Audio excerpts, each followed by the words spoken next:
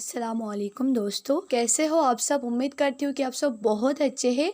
और आज हम डिस्कस करेंगे वर्ब के दो टाइप्स के बारे में, transitive verb and intransitive verb के बारे में आज हम पूरे डिटेल से डिस्कस करेंगे। तो उम्मीद करती हूँ कि इस वीडियो देखने के बाद ट्रांजिटिव वर्ब और इंट्रांजिटिव वर्ब का सेंटेंस पहचानने में बहुत आसान होगा, राइट।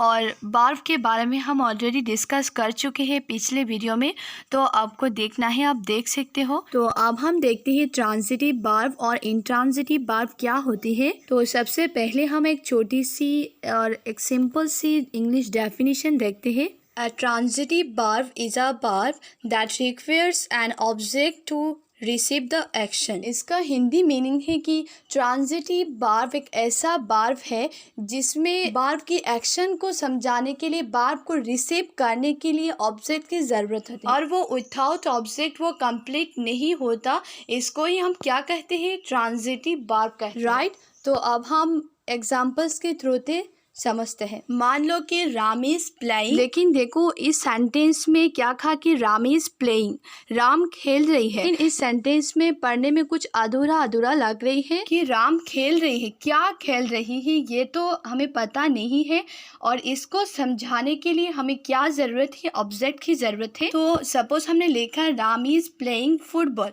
तो यहाँ पर क्या ऑब्जेक्ट आए हैं, फुटबॉल ऑब्जेक्ट आए हैं। तो अब तो इस सेंटेंस पूरा ही लग रही है, और वर्ब के जो एक्शन है वो भी हम समझ पा रहे हैं कि राम फुटबॉल खेल रही है। तो ये transitive verb. Next she made, कि वो बनाया, तब तो हमें एक क्वेश्चन आ गया कि वो क्या बनाया। तो वर्ब की एक्शन को समझाने के लिए मैं लिखती हूँ कि शी मेड चिकन, कि वो चिकन बनाए हैं। अब तो हमें पता है कि वो क्या बनाए हैं, वर्ब की जो एक्शन है वो भी हमें पता है, तो फिर वो ट्रांजिटिव वर्ब है, right.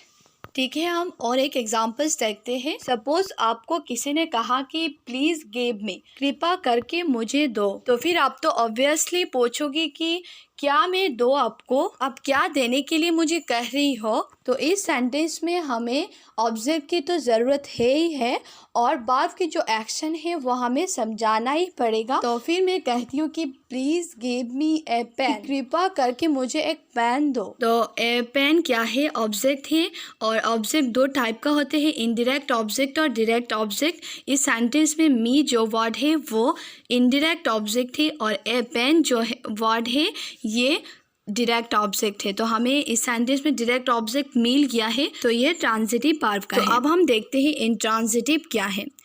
Intransitive verb are direct verb that do not have a direct object, मतलब जहाँ पर कोई डायरेक्ट ऑब्जेक्ट नहीं होगा, डायरेक्टली हमें वर्ब की जो एक्शन है वो नहीं समझाएगी, इसको हम क्या कहेंगे, इंट्रांजिटिव वर्ब कहेंगे। सपोज राम रन्स फास्ट, मतलब राम स्पीड से दौड़ते हैं। यहाँ पर कोई ऑब्जेक्ट नहीं है, और यहाँ पर तो हमें ऑब्जेक्ट की ज़रूरत भी नहीं पड़ रही है कि राम स्पीड से दौड़ते हैं। ये बात किसी को कहने के बाद हमें थोड़ी ना और कोई क्वेश्चन करेगी, क्योंकि क्वेश्चन करने के लिए तो है ही नहीं यहाँ पर। तो ये क्या है, इंट्रांजिटिव वर्ब है। नेक्स्ट प्लीज सिट, कृपा करके बैठिए। तो यहाँ पर तो हमें कोई ऑब्जेक्ट का ज़रूरत नहीं पड़ रही है, और इस सेंटेंस में तो कोई ऑब्जेक्ट है ही नहीं, तो ये क्या है, इंट्रांजिटिव वर्ब। उम्मीद करती हूँ कि आप लोग ट्रांजिटिव वर्ब और इंट्रांजिटिव वर्ब के बीच में जो डिफरेंस है वो अच्छी से समझे हो। तो आज इतना ही रखते हैं, और आज का वीडियो कैसा लगा ज़रूर कमेंट करके बताना।